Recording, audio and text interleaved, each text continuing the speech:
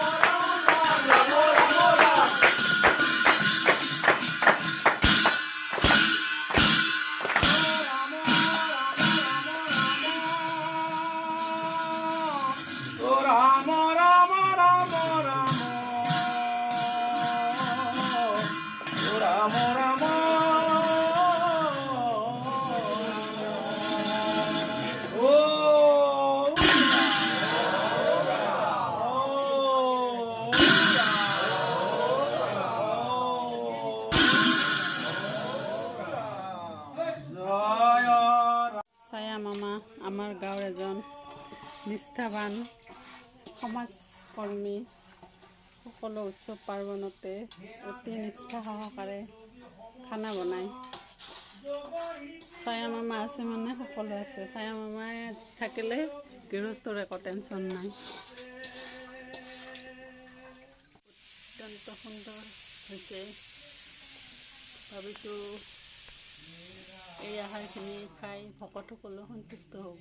ভগৱন্তৰ ওচৰত এই কাকতি এই খাদ্যখিনি ছায়া মামাই অতি সুন্দৰকৈ বনাইছে আৰু ভাত হ'বলৈ বাকী আছে। আকৌ ইপিনে পটল আছে, পটলৰ ফ্ৰাই হ'ব, পাপৰ ভাজি হ'ব। এয়া জাতিলাও আৰু মাছ বনাইছে, লৌকিকা জুচ, লৌকিৰ চব্জি বনাইছে। খাবলৈ সোৱাদযুক্ত লগতে স্বাস্থ্যকৰ। আমাৰ ভকতবৃন্দৰ বাবে মামাই এনেধৰণৰ খাদ্য সম্ভাৰ প্ৰায় ৰেডি কৰিছে। আছে আমাৰ এয়া মাছৰ তৰকাৰী, সৰিয়হ আৰু আলুৰে ৰান্ধিছে। কালাৰটো ভাল হৈছে। ছায়া মামা আমাৰ বিখ্যাত।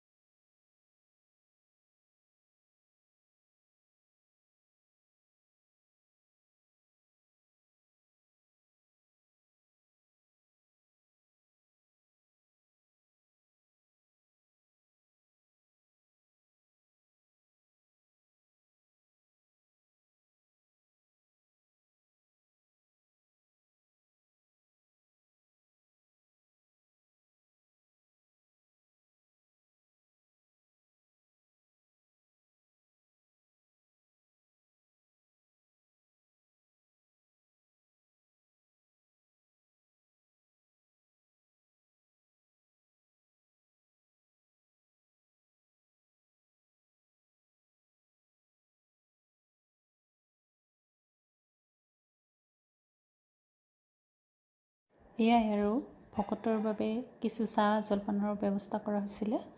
নাম প্ৰসংগৰ সামৰণিত, ভাগৱত পাঠৰ সামৰণিত কিছু প্ৰসাদ বিতৰণ কৰা হ'ব।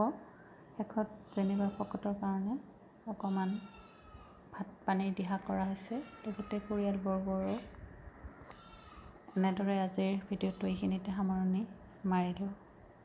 কৃষ্ণ। ভিডিঅ'টো চাবলৈ নাপাহৰিব, লাইক কমেণ্ট শ্বেয়াৰ কৰিব। এইটো অসমীয়া সংস্কৃতিৰ এটা পৰম্পৰা বুলি আপোনালোকলৈকো আগবঢ়ালোঁ। ধন্যবাদ।